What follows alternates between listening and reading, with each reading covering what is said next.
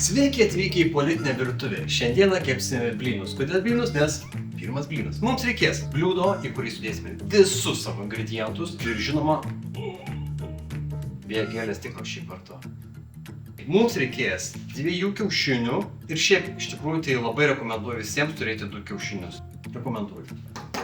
Pienuko, pienas turi baltas, be jokių priemaišų, be jokių dėmių, švarus, kaip politikos sąžinė. Ir dedam cukrus.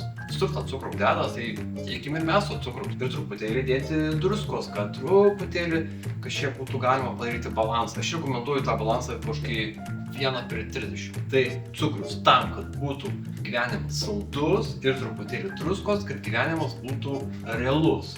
Ir žinoma, mums reikės keptuvės, kurią dėsime savo mišinį, reikės aliejaus, tam, kad užpurkšti šitą metalo daiktą, kad blynai neprisviltų, kaip koks nors politinis skandalas prie politikų. Sekantis žingsnis pats gaminimas. Taigi, pasiemam bliūdą ir jį pilam.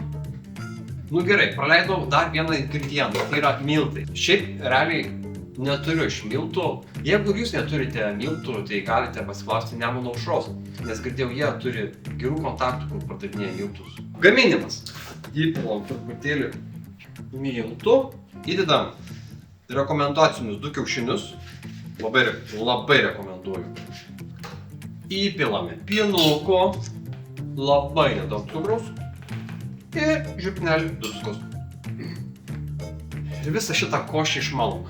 Gerai išmalkit, kad nebūtų prieskonių, kol visa masė bus skaidri kaip politikų sąžinė. Uždėję aliejaus viską supilame į keptuvę ir visą šitą košę kepame tol, kol jinai tampa tokia valgoma. Na ir štai, blynai iškepti, skanaus.